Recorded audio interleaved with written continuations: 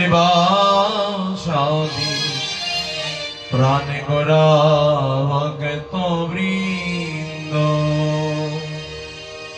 শ্রী গৌরাঙ্গ নিত্যানন্দ শ্রী অদ্বৈত চন্দ্র গৌরাঙ্গ নিত্যানন্দ শ্রী অদ্বৈত চন্দ্র গদাধর শ্রীবাসাদি গোরা ভক্ত বৃন্দ গদাধর শ্রীবাসাদি গৌর ভক্ত বৃন্দ হরে গদাধর শ্রীবাসাদি গোরা ভক্ত বৃন্দ হরে গদাধর শ্রীবাসাদি গৌর ভক্ত বৃন্দ শ্রীকৃষ্ণ চৈতন্য প্রভু নিত্যানন্দ শ্রীকৃষ্ণ চৈতন্য প্রভু নিত্যানন্দ হরে কৃষ্ণ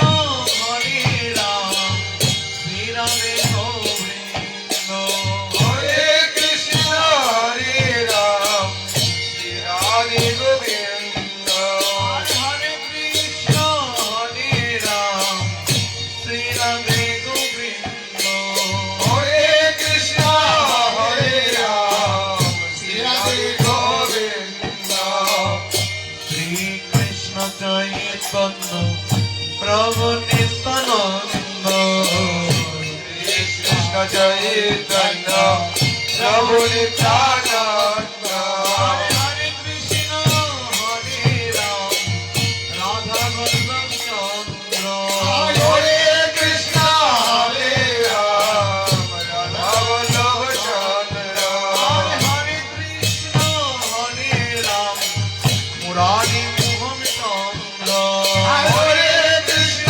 হরে রাম মোহন চন্দ্র মুরারি মোহন রাধা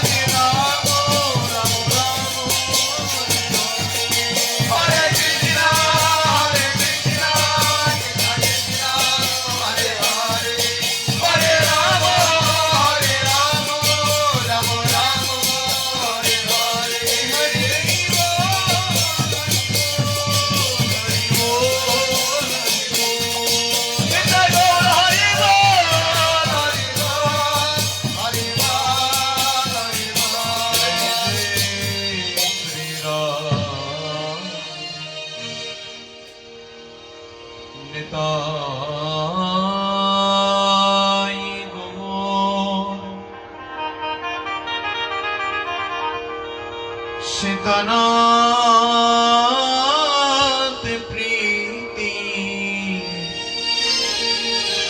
প্রেমানন্দে হরি হরি বল। শ্রীকৃষ্ণ চৈতন্য মহাপ্রভু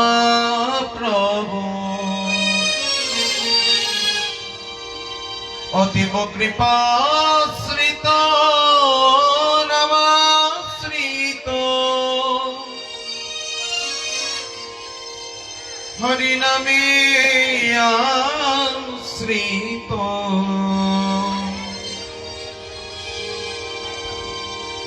চৌরাশি ক্রুশ ব্রজমণ্ডলিত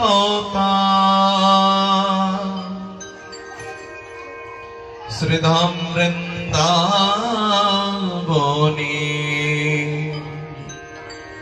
প্রেমের রাজধানী সমস্ত বৃন্দাবনে বাসী যেই ভূমিতে সর্বময় গড়াগড়ি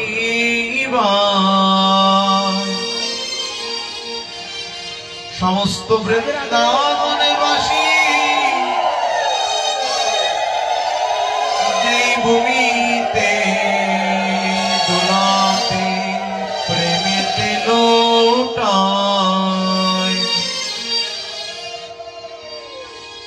সেই বৃষভানু রাজনন্দিনী রাধা রানী রাধা রানীর কান্ত শ্রীমন্দিরস্থ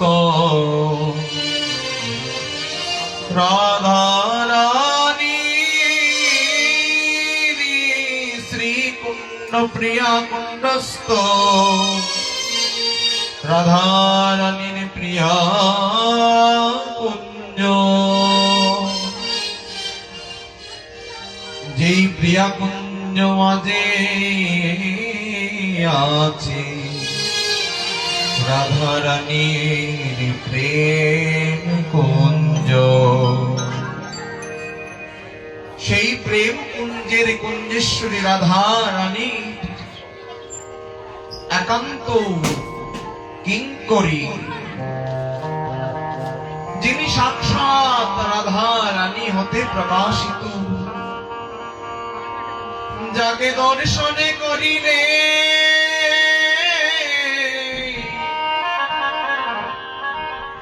শ্রী রাধা রানীর দর্শনের অনুভব হয়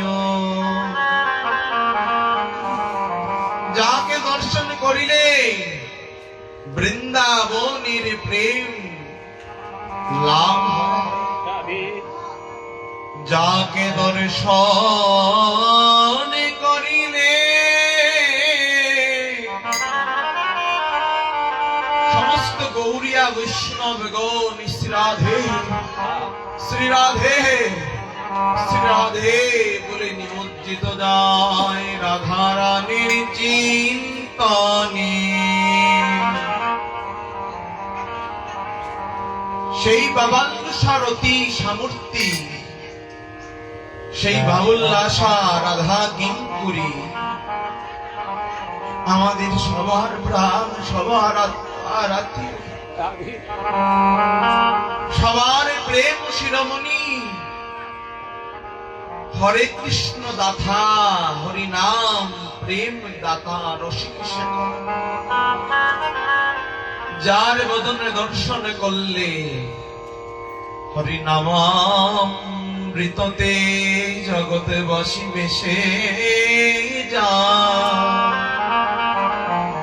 যাকে দর্শন করা মাত্র হৃদয় পুলকিত হয়ে হরে কৃষ্ণ কৃষ্ণ কৃষ্ণ হরে হরে হরে রাম রাম রাম হরে হরে এই মহামন্ত্র প্রকাশিত হয়ে যায় সেই গৌরিয়া বৈষ্ণবের প্রাণের প্রাণ প্রাণনিধি আমাদের পরম পূজ্য শ্রী শ্রী 108 শ্রী বিনোদী বিহারী দাস বাবাজি মহারাজ শ্রী গুরু মহারাজের পদ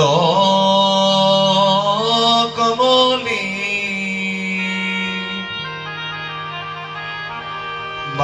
বারবার দণ্ডবত প্রণাম।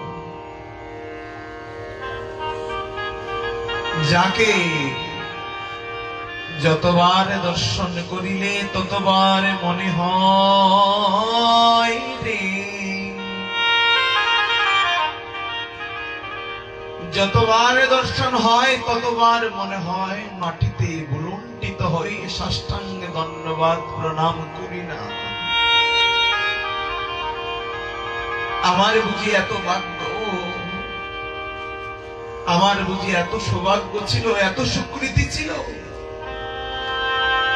যে সুকৃতির গুণে ভাই এমন সন্ত দেখিতে পাই। এমন রসিক সন্তকে দর্শন করার জন্য বহু জন্মার্জিত সুকৃতির বহুত প্রয়োজন হয়। তখন বারবার মনে হয় বাবা আমার বুঝি এত ভাগ্য, আমার বুঝি এত ভাগ্য, আমার বুঝি এত ভাগ্য, আমার বুঝি এত ভাগ্য। আমি যাকে বারবার দর্শন করছি, যার দর্শন পাচ্ছি, এটা বুঝি আমার এত ভাগ্যের গুণ ছিল।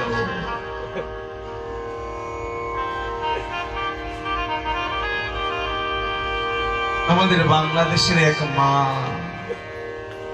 মনে প্রাণে মহারাজের প্রতি আশ্রিত হয়ে গেছে, প্রাণ বিক্রি করে দিয়েছে ওই চরণ সান্নিধ্যে। ওই চরণ বিনা খাইতে বইতে শুইতে তার কোনো শান্তি নেই। গড়িয়ের প্রতিটি ফটকে ফটকে ফটকে ফটকে শ্রী গুরুদেবের চরণ পদ চিহ্ন চিত্রপট লাগিয়ে রেখেছে। বলে কি জানেন, যেদিকে গুড়ায়াকি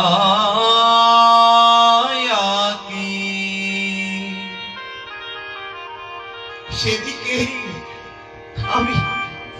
আমি প্রাণ নিদিকেই দেখি।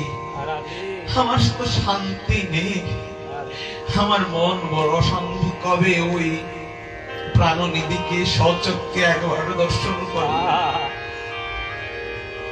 আমরা তো দুর্ভাগা, ভারতে যাওয়ার মতো সৌভাগ্য আমাদের এত দ্রুত হয় না। কত ভিসা, কত হাঁটাহাঁটি, দৌড়াদৌড়ি, কত ঘুষ, কত হাতে পায়ে ধরে ভিসা করা। স্বামীটাও খুব ভক্ত। তার এক ভালো দিবসে স্বামী বলছে, রাধে গিন্নি তুমি তো সর্বময় রাধারানীর সেবা করে যাচ্ছ, আমি তো পারি না। আমি সবসময় বাজার হাটে ব্যবসা বাণিজ্য নিয়ে থাকি, তুমি তো আমার রাধারানীকে সবসময় সেবা পূজা পরিপাটি দিয়ে বড় সন্তুষ্ট রেখেছো। আজ আমার মনে বড় একটা জিনিস জাগ্রত হলো, রাধারানীর দাসীকে আমি কিছু দেব, তুমি কিছু চেয়ে নাও আমার কাছ থেকে। বেনারসি শাড়ি, নাকের দুধ, না অন্য কিছু চেয়ে নাও, তুমি যা চাইবে আমি তাই দেবো। আজকে কোনো কৃপণতা নেই রাধে। স্ত্রী বলছে, সত্যি তুমি আমাকে দিবে? মন থেকে বলছে বলে হ্যাঁ। স্ত্রী চরণে স্বামীর পরে দণ্ডবত প্রণামিত করে বলছে, আমি যা চাইবো তুমি আমাকে দিবে তো, কৃপণতা তো করবে না? বলে না। বলছে, ও স্বামী তুমিও দিতে চাইছো, আমিও নিতে চাইছি, যদি দিতে হয় তুমি দাও। আমার শ্রী গুরুদেবের চরণ পদ, যদি আমাকে কিছু দিতে হয় তুমি এক মুহূর্তের জন্য আমার ওই শ্রী গুরুদেবের চরণখানি আমাকে এনে দাও না। এই দুই নয়ন দিয়ে দর্শন করি না, জানো না তুমি আমি খাইতে বইতে শুইতে পারি না ওই চরণে বিনা, রাত্রে ঘুমাতে পারি না ওই চরণে মস্তক না রেখে। মনে শান্তি আসে না, ঘুম আসেই না। যদি দিতে হয় তুমি আমার গুরুদেবের চরণ কানি এনে দাও না। বলছে, আহারে যে দন চাইছো সে দন তো বিশ্বের মনির চেয়েও দামি। আমার তো সামর্থ্য নেই গো রাধে, তুমি আমাকে ক্ষমা করো। আমি পারবো না, কারণ ভক্তদের চাওয়া বড় দুর্লভ চাওয়া থাকে, যেই চাওয়া সাধারণ কোন জীব জগতের মানুষ মেটাতে পারে না। তাহলে যদি তুমি চাও আমি তোমাকে ভিসা পাসপোর্ট করে দিতে পারি, তুমি বৃন্দাবনে গিয়ে বর্ষানাথে মহারাজ্যে রাধা রানীর দর্শন করে নিতে পারো। ঠিক আছে, স্বামী পাসপোর্ট করেছে, ভিসা দিতে দিয়েছে, ভিসার ডেট দিয়েছে মঙ্গলবার। শনিবারে জিজ্ঞেস করছে স্ত্রী ও স্বামী, আমাদের ভিসাটা পাবো কবে গো? মঙ্গলবারই তো বললো। রবিবার মেসেজ এসেছে ভিসা সংগ্রহ করার জন্য, কত আনন্দ। রবিবারে স্বামীকে বলছে তুমি যাও না, বলে যদি না হয় আমরা মঙ্গলবারেই যাই। রবিবারের মধ্যে ব্যাগ একটু গুছিয়ে নিয়েছে বৃন্দাবন যাওয়ার জন্য। ভিসার খবর নেই, পাসপোর্টের খবর নেই, মনের তীব্র ভালোবাসা, লালসা ছিল না। মনের যে শক্তি, ভক্তি, অনুরাগের যে বৈরাগ্যের গুণ, তার চেয়ে শক্তিমান এই ত্রিজগতে কিছু হতে পারে না। মা আমার সুন্দর সুন্দর কাপড় গুলো ফেলে দিয়ে সাদা লালচে রঙের কাপড় নিয়ে, দাসী বাব নিয়ে, একটা সিঁদুরের কৌটা, একটা তিলকের কৌটা, দুটা শাড়ি নিয়ে ব্যাগে গুছিয়ে রেখে দিয়েছে। কিছু নিম পাতা শুকিয়ে গুঁড়া করলো, কিছু নিমের ফুল, যেগুলো সচরাচর পাওয়া যায় না, বৃন্দাবনে নিয়ে যাবে। কিছু শিম বিচি ভাজি করে ডিব্বার মধ্যে নিয়ে নিয়েছে। ভালোবাসা কাকে বলে দেখেন, সবগুলো রেডি। সোমবার তুমি যাবে না ভিসা আনতে? বলে যাবো তো, এত তাড়াহুড়া করছো কেন? বলে আমি যে আর পারছি না। স্বামী তুমি আমাকে এমন দম দিতে চাইছো, সেই দম পাবো বলে আমি যে আর আমি নিজের মধ্যে থাকতে পারছি না। স্বামীকে বলছে শুনো না, আমার একটা কথা শুনবে স্বামী? বলে কি? যদি আমরা বাড়ি থেকে একবারে ব্যাগ গুছিয়ে নিয়ে বের হয়ে ওইখান থেকে ভিসা নিয়ে যদি আর বাড়িতে না আসে, ওই দিক থেকে যদি ওই দিকে চলে যায় কেমন হতো? বলে আর দূর পাগলে, যদি ভিসা না পাস করলে না পাবো, ওই ভিসা না পেলে ওই ভিসার অফিসের দুয়ারেই যে আমার প্রাণ যাবে। আমি ভিসা পাবোই পাবো, আমার আত্মা বলছে আমি ভিসা পাবোই পাবো। কান্নায় ভেঙে পড়েছে। স্বামী এখন কি করবে? অবাগীর কথা তো মেনে নিতেই বলে ঠিক আছে, ব্যাগ গুছিয়ে বের হয়ে পড়ো। গুছিয়ে পড়েছে যে কিছু খাওয়া দাওয়া করে, বলে তোমার জন্য সব খাওয়া দাওয়া করে টিফিনের মধ্যে নিয়েছে, তুমি খাবে না? বলে না, আমি খাবো না। আমার প্রাণনীতিকে যত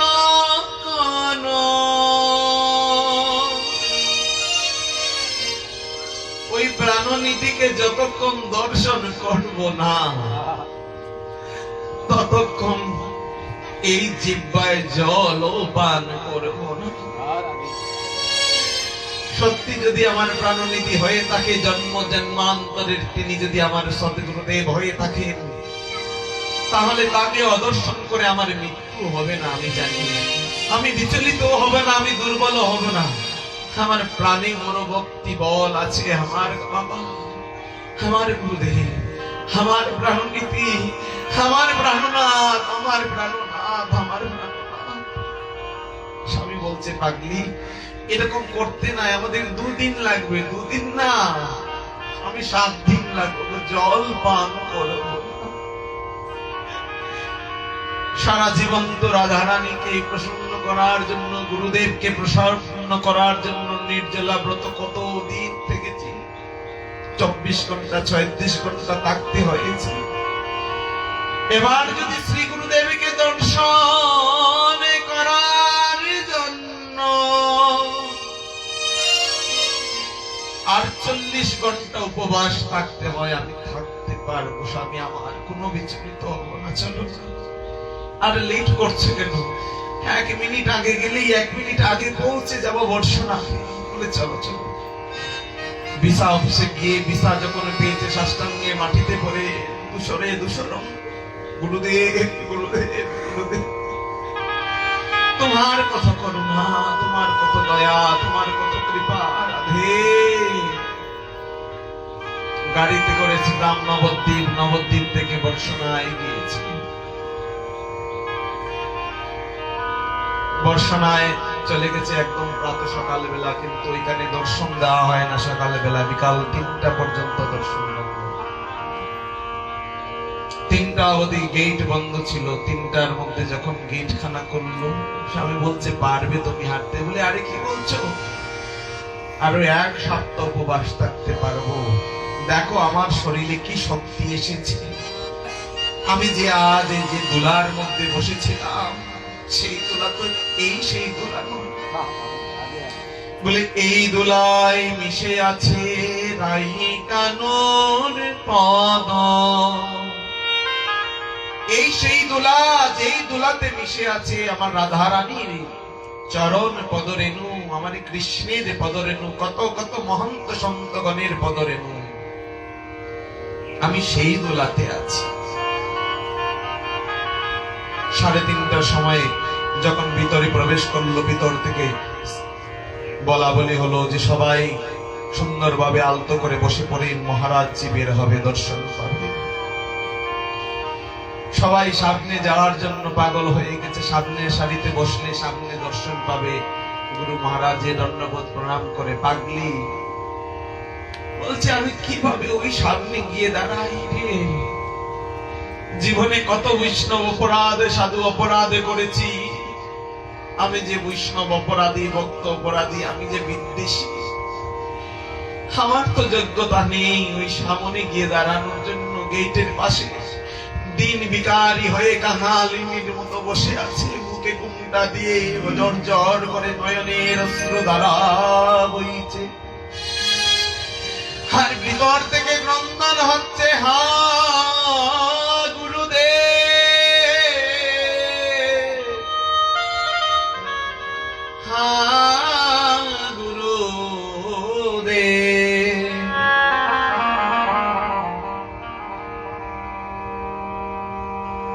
শ্রী গুরু মহারাজ বের হয়েছেন, সবাইকে অভয় মুদ্রা দ্বারা সবাইকে কৃপা আশীর্বাদ দান করছেন, দৃষ্টি দান করছেন। সবাই বিহলে বিহনঙ্গ, কতজনের কত কথা। বাবা মহারাজ জি, রাধেশ্যাম জি, কতজনে কথা কথা বলছে। দিদিমিকানি কাঙালিনী মাথা উঁচু করে দাঁড়াবে, সেই যোগ্যতা হারিয়ে ফেলেছে। গিয়েছে তো অমৃতের কাছে। শুদ্ধ ভক্ত বৈষ্ণব দর্শন করলে জীবনের সমস্ত কুলসতা, অহংকারতা দূরীভূত হয়ে যায়। মানুষ দিনহীন কাঙাল হয়ে পড়ে, মানুষ বৈরাগ্য লাভ করে। স্বামী ডাকছে, শুনছে না, একটু হাত দিয়ে নাড়া দিয়ে বলছে, এই যাকে দেখার জন্য 2 দিন 2 রাত্র ধরে উপবাসে জল পান করছিস না, দেখ না সেই প্রাণনিধি প্রাণনাথ তোর সম্মুখে দাঁড়িয়ে আছে।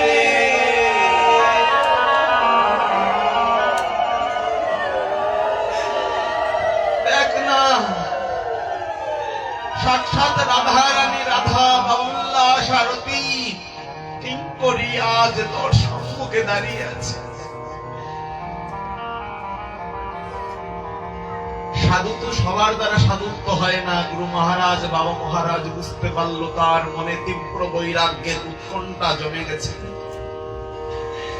বাবা মহারাজ একদম সন্নিকটে গিয়ে বলল, মা, অমা, দেখো তোমার সন্তান তোমার সম্মুখে দাঁড়িয়ে আছে, একটু তাকাও বুঝি মা। যেই মাত্র বলেছে সেই মাত্র আচারকে মাটিতে পড়ে, আচারকে মাটিতে পড়েই সাক্ষাৎ চরণ দর্শন করেই সে অজ্ঞান হয়ে গেছে। সবাই চিৎকার করছে, জল আনো, টল আনো, এই কথা। অন্তর্যামী তো অন্তর্যামী অন্তরে অবস্থান করে বলছে, না, এই মাকে জড়জাগতিক ঔষধে দিয়ে ফিরিয়ে আনা সম্ভব। যদি পারো সবাই উচ্চ সহকারে হরিনাম করো। বামা মহারাজ শিব মন্দিরে গেলেন, শিব মন্দিরে পূজা অর্চনা করে ওইখানে শিবের যে জল দিলেন সেখান থেকে কিছুটা জল এনে মায়ের মুখের মধ্যে ছিটা দিয়ে বলছেন, মা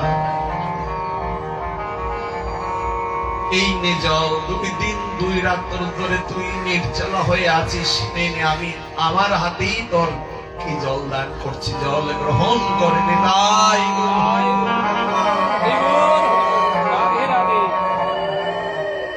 উপবাস করে যেমন পালন হচ্ছে, শাস্ত্রকার বলছে উপবাসের সবচেয়ে বিহিত সবচেয়ে গুরুত্বপূর্ণ বিষয় হচ্ছে পালনের বিষয়, ঠিক তেমনি আমার মা জননী 2 দিন 2 রাত্র যাকে দেখার জন্য উপবাস করেছিল, সেই প্রাণনাথের হাতেই জল পান করে তার ব্রত ভঙ্গ করলো। এই হচ্ছে গুরুনিষ্ঠার, গুরুদেব অন্তর্যামিতে, সেটা গুরুদেব জানলেন কি করে, কে বলেছিল বলে না, কৃষ্ণ প্রেম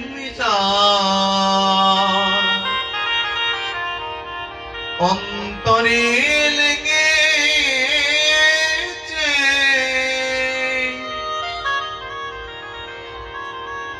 নয়ন দেখিলে তারে ছেনা যায়, আর কৃষ্ণ বাতাস যার অন্তরে বসেছে, স্বভাবে তারে বুঝা যায়। গুরুদেব তো শিষ্যের হৃদয় মন্দিরে অবস্থান করেন, তিনি যদি না জানেন তাহলে জানবেই কে আছে। তাই সাক্ষাৎ অন্তর্যামী জানতে পারলেন, তার প্রাণ শিষ্য 2 দিন ধরে উপবাস ছিল। সেজন্য গুরু মহারাজ নিজ হাতেই তাকে জল পান করালেন, যেটা বড়ই সুপ্রীতিময়, বড়ই আনন্দপ্রদ। শ্রী গুরু ভক্ত বৃন্দের মিলনের রসাস্বাদ। আমাদের এখানে যে বা যারা এসেছেন, যে বা যারা আসিবেন, সবার শ্রী গুরু পাদে পদ্মে দাসের বারংবার দণ্ডবোধ প্রদান। কালকেই আমরা হয়তো পরশু কুমিল্লাতে বলেছিলাম, গুরু তত্ত্ব হচ্ছে এক, গুরু শব্দ বলতেই এক, আপনার গুরু আমার গুরু, প্রত্যেকের গুরু বলতেই এক, আমার গুরু একজন, আপনার গুরু আরেকজন। এটা যদি চিন্তা হয় তাহলে আপনার দ্বারা ভগবত প্রাপ্তি হবে না, গুরু সান্নিধ্য লাভ হবেই না, হবে না, ভগবত প্রাপ্তি হবে না। সেই ক্ষেত্রে সর্বময় সর্ব গুরুদেবের প্রতি বারংবার দণ্ডবোধ, যেন তিনি আমার গুরুদেব, আমার গুরুদেবই তার গুরুদেব, তার গুরুদেবই মোর গুরুদেব। এই চিন্তা চেতনা সর্বময় আমাদের মধ্যে থাকা চাই, তবেই ভগবত প্রাপ্তি সম্ভব। বৈষ্ণব সঙ্গে তবেই আমাদের কাজ হবে। বৈষ্ণব সঙ্গ করছি, সাধু সঙ্গ করছি, তাই না? কিন্তু এই বৈষ্ণব সঙ্গ সাধু সঙ্গে এসেও যদি ওই নিজ গুরুর প্রাধান্য অন্য গুরুদেবের প্রতি দুষ্দৃষ্টি, দেশ বৃত্তি যদি থেকে যায়, তাহলে এই সৎসঙ্গ করে কোনো লাভ হবে না।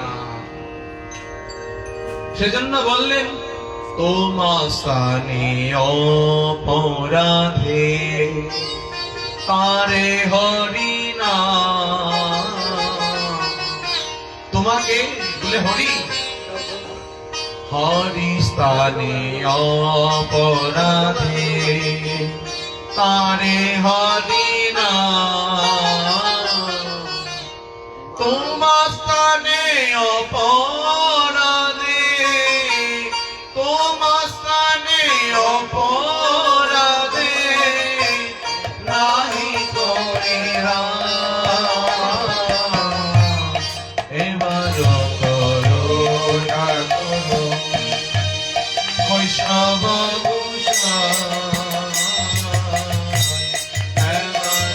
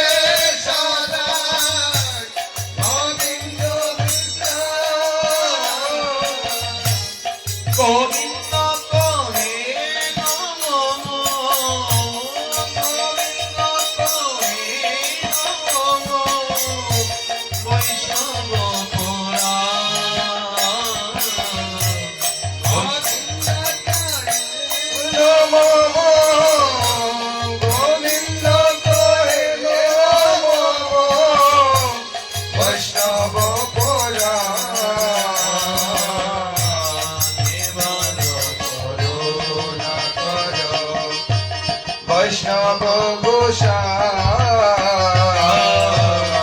এবার করুণা করো। সেজন্য আমাদের বৈষ্ণব সঙ্গ করতে হবে, সাধু সঙ্গ করতে হবে। শাস্ত্রকার বললেন তবে সেটা সৎ সঙ্গ হতে হবে, সদাচারী শুদ্ধ বৈষ্ণব সঙ্গ হতে হবে। বৈষ্ণব বলতে সবাই তো বৈষ্ণব হতে পারে না। বৈষ্ণবের মধ্যে কপট বৈষ্ণব আছে, নিষ্কিঞ্চন বৈষ্ণব আছে, তুষ্টি বৈষ্ণব আছে, পুষ্টিমান বৈষ্ণব আছে। যার তার সঙ্গ করলে প্রেম মিলন লাভ হবে না। যার কাছে আছে দন প্রেম অবিলাস, যার কাছে প্রেম অবিলাস আছে তার কাছেই তুমি প্রেমের বিলাস পাবে। তার কাছে যদি প্রেম না থাকে তাহলে কেমন করে হবে? বলে তার কার কাছে প্রেম অবিলাস আছে? বলে কার কাছে প্রেম অবিলাস আছে জানো? বুঝতে পারবে কেমন করে?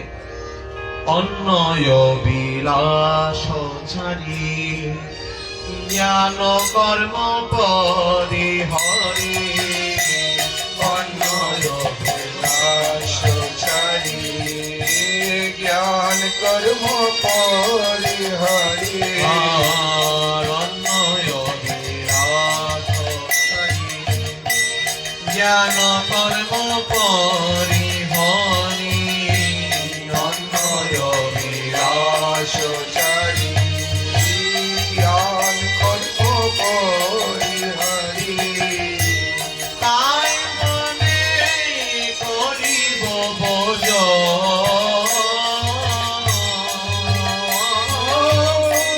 কাই মনে করিব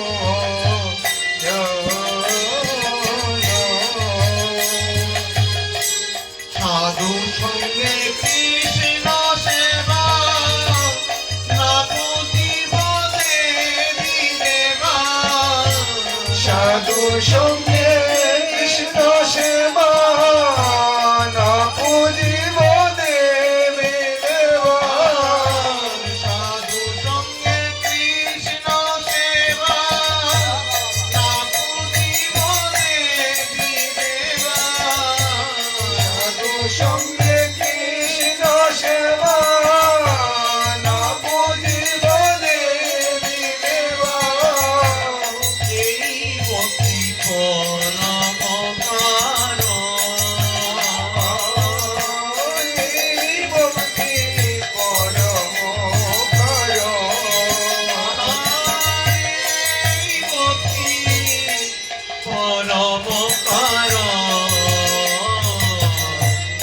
এই ভক্তি পরম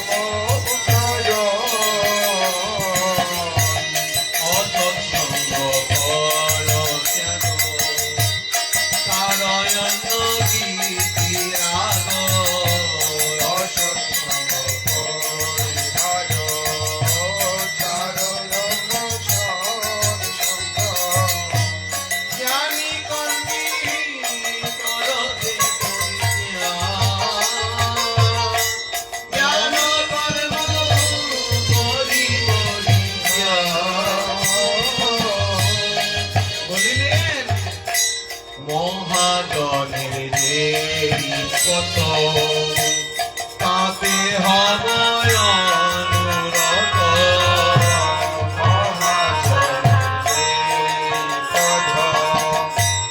তাতে হব অনুগত। আমি মহাজনের দেরি কত তাতে হব অনুরত,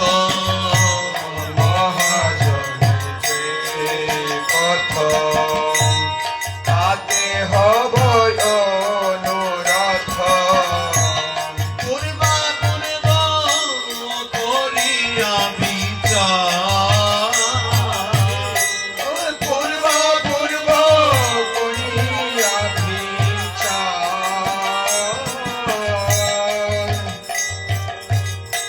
এমন করে অনেক অনেক সুন্দর পদগুলো, এই পদ প্রত্যেকটা পদ হচ্ছে ঠাকুর নরোত্তম দাস ঠাকুরের লেখা পদ, প্রেম ভক্তি চন্দ্রিকা। এই দিব্য মহাজনী পদগুলো শ্রবণ না করলে, কীর্তন না করলে এই জীবনে প্রেম ভক্তি লাভ হবে না, হবে না, হবে না। রাধে রাধে হবেন। সেজন্য মহাজনের পথ অনুসরণ করো তো আমাদের জীবন সান্নিধ্য লাভ করতে হবে। ত্যাগ বৈরাগ্য দাননে করিয়া জীবনের টায়। ত্যাগ বৈরাগ্য অনেক রকম হয়, কিন্তু আজকাল আমরা যে সাধু সঙ্গ করছি আমাদের আসলে সত্যিকারের ত্যাগ বৈরাগ্য হচ্ছে কিনা। কারণ আমরা যার সঙ্গ করছি সে যদি ত্যাগী না হতে পারে তাহলে তার সঙ্গ করে জীবনে আমাদের দ্বারা ত্যাগ লাভ হবে না। শুধু মানুষ দেখাতে পারবো খুব তিলক করছি, মালা করছি, কিন্তু হৃদয়ে ত্যাগ বৈরাগ্যের প্রয়োজন। বড় বড় কিছু ত্যাগ বৈরাগ্যের প্রয়োজন। রাধে বৃন্দাবনে গেলাম, গিয়ে পেয়ারা ত্যাগ করে আসলাম। আমার তো দাঁত 4-5টা ওই মাথার ওইদিকে 4টা ওইদিকে 4টা, 8টা তো শেষ। এখন পেয়ারা খাওয়ার তো এমনিতেই দাঁত নাই। রাধে এখন যদি আমি বৃন্দাবনে গিয়ে পেয়ারা ত্যাগ করে আসি, এই ত্যাগের কোনো মানে হলো?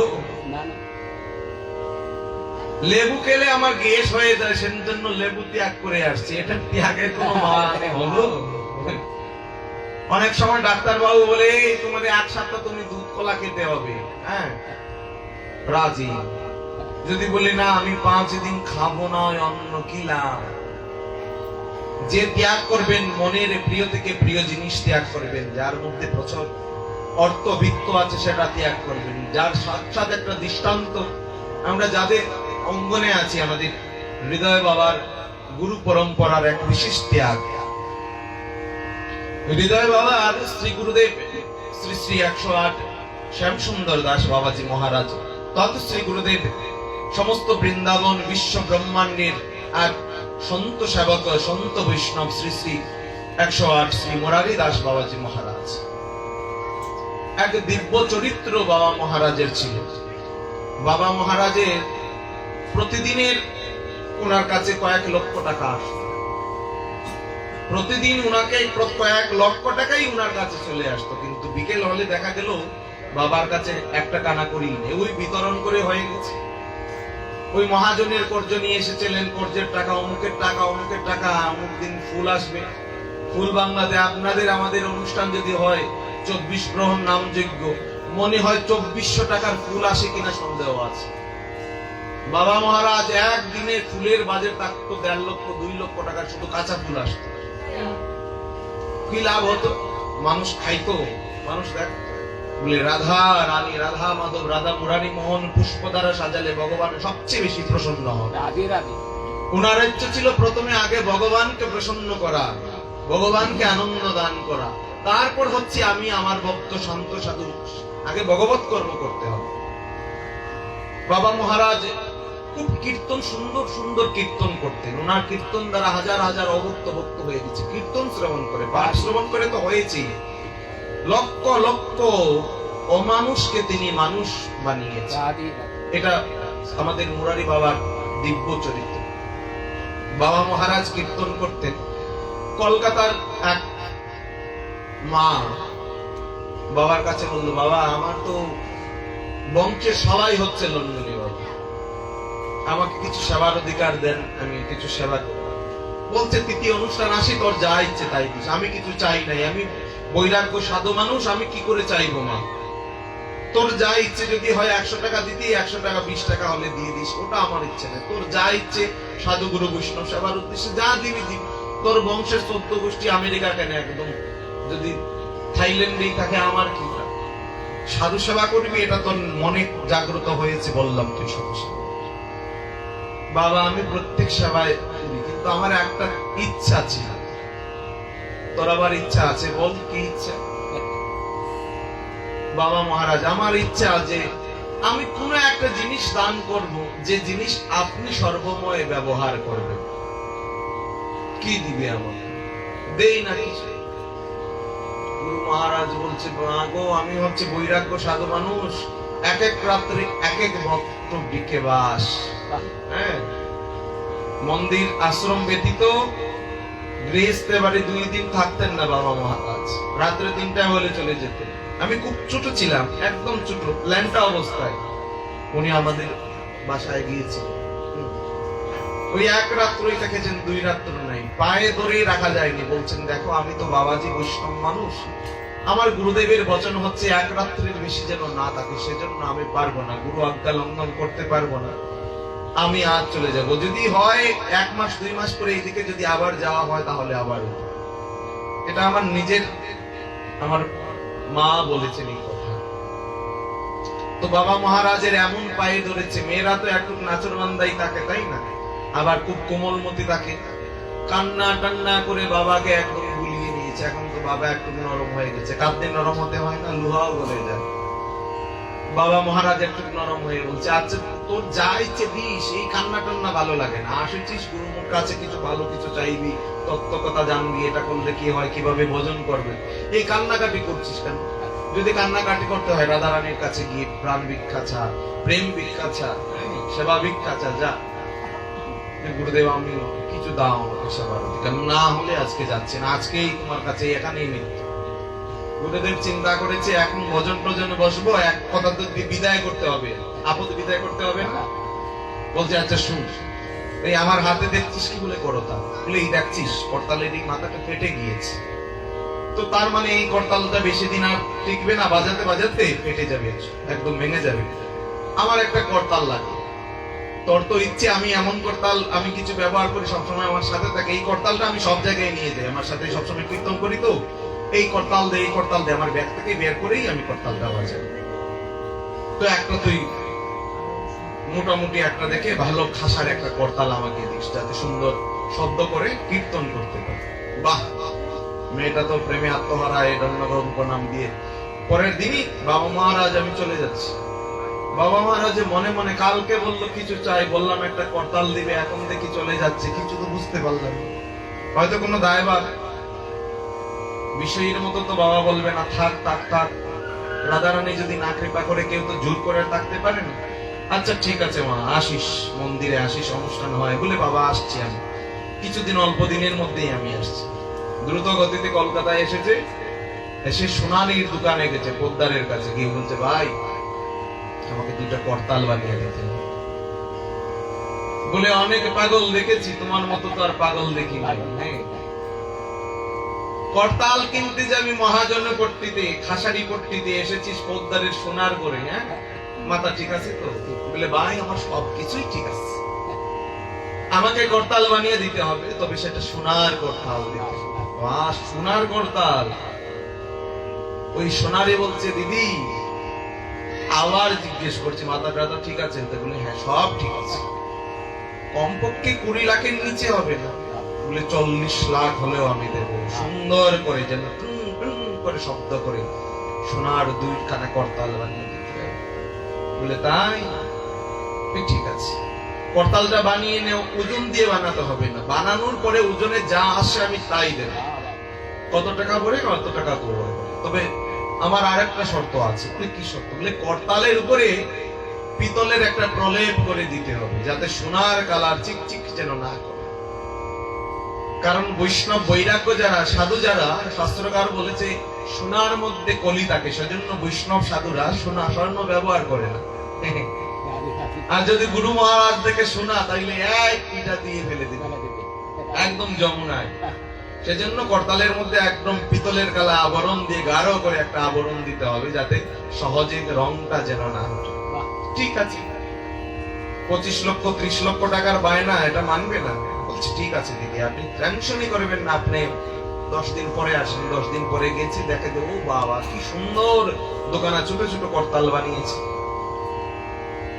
20-25 দিনের মাথায় আবার কলকাতা থেকে বৃন্দাবন যাত্রা করলো, গুরুদেবের কাছে গিয়ে দণ্ডপত প্রণাম। গুরুদেব বললে গেলি কয়েকদিন আগে, আবার আসলি, কারণটা কি?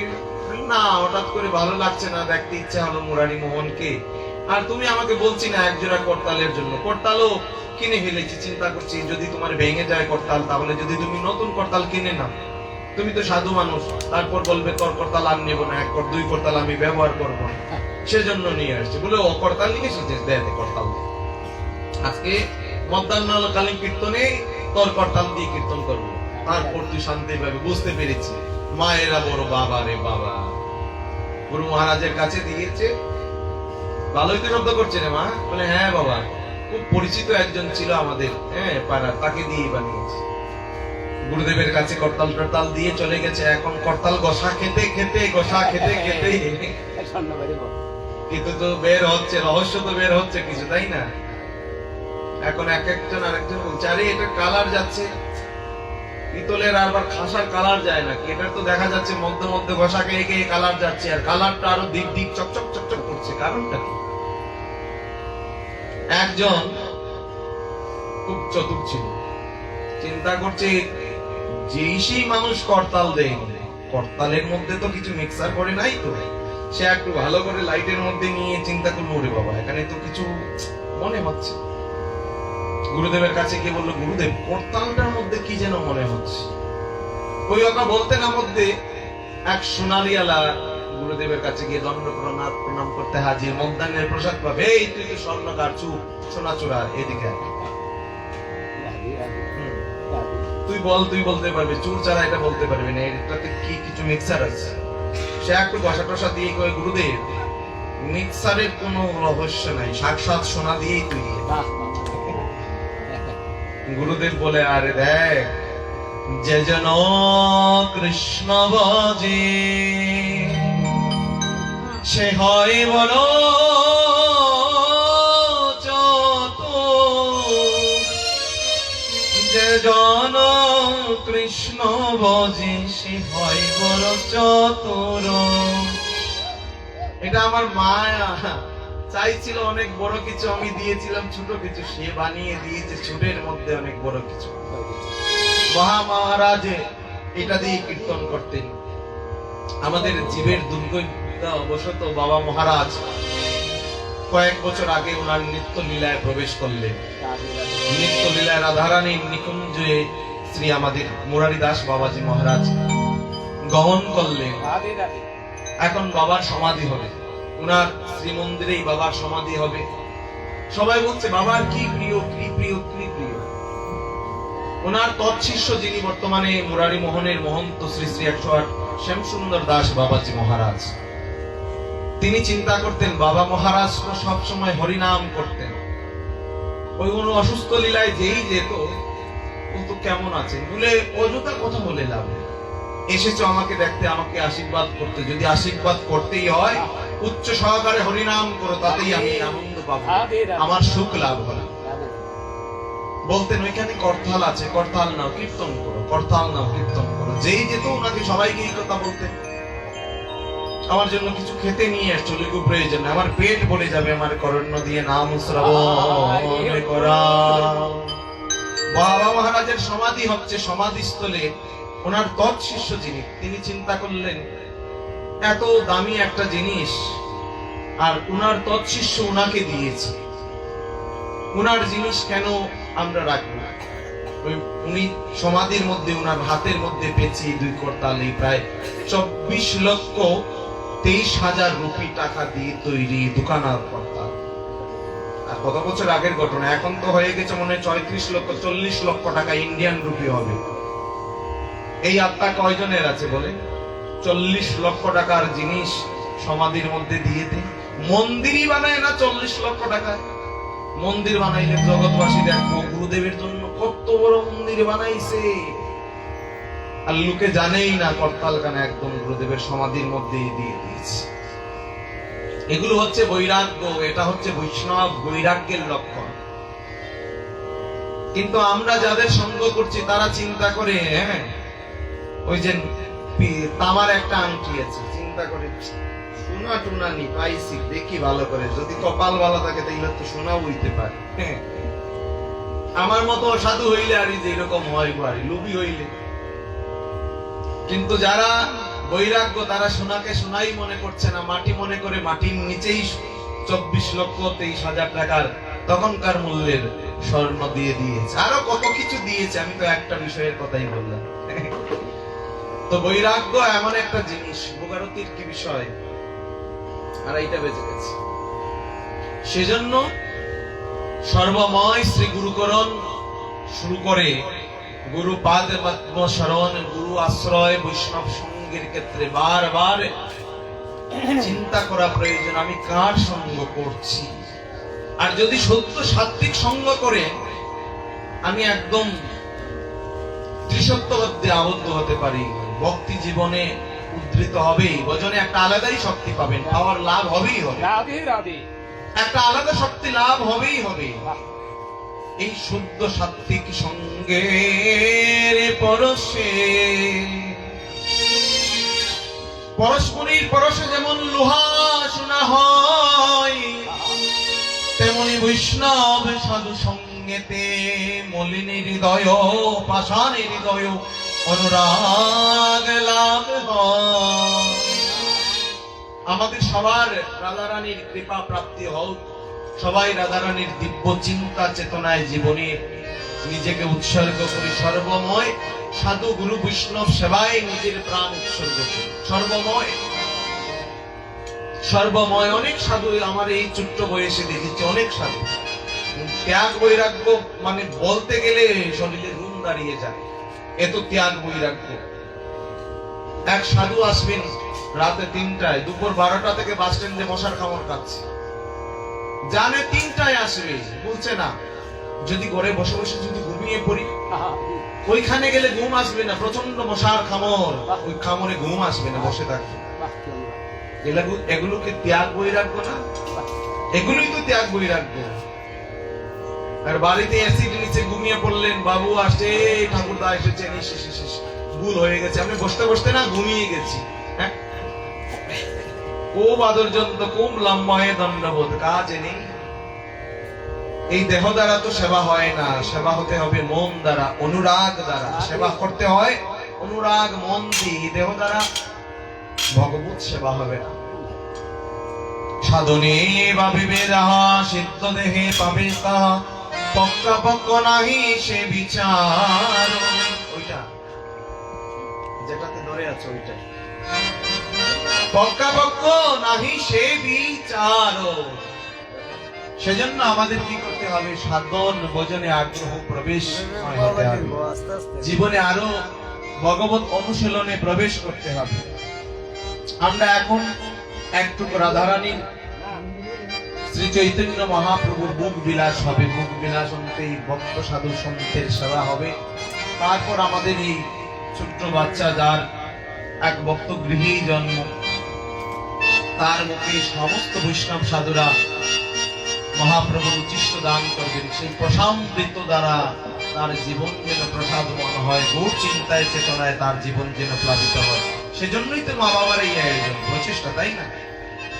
যেন বড় হয়ে মা বাবাকে ভগবান মনে করে, এটাই হচ্ছে প্রকৃত মা বাবার চাওয়া। রাধে বল।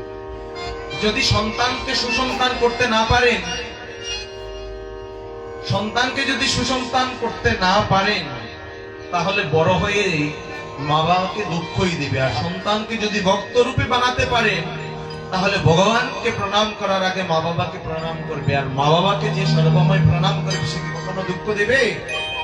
অতএব সর্বময় উচিত আমাদের কৃষ্ণই অনুরাগী হওয়া, কৃষ্ণ ভক্ত করা।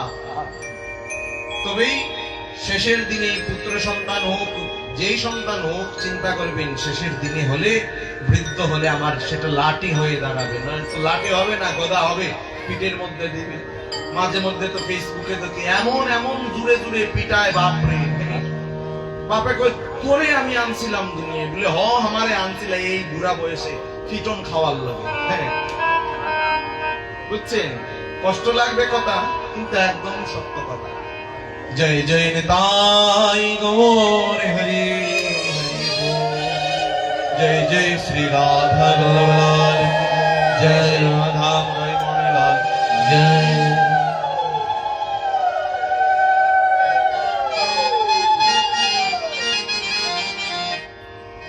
बोलिए सेन सुंदर दास बाबा जी महाराज की जय। जय जय जय श्री मुरारी दास बाबा जी महाराज की जय। जय जय जय श्री 108 विनोद बिहारी दास बाबा जी महाराज की जय। जय जय प्रभुपाद तिनपुरी गोस्वामी पाद की जय। जय जय जय हरिमान गोस्वामी पाद की जय। जय जय जय नदीर चाँद गोस्वामी की जय जय जय श्री गुरु परंपरा की जय जय श्री राधा वल्लभ लाल की जय जय श्री राधा मुरारी मोहन लाल की जय जय जय श्री राधेश्वर भगवती हरि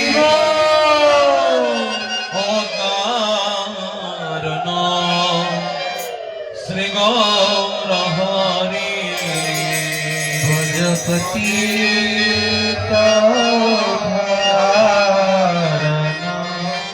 श्री गौर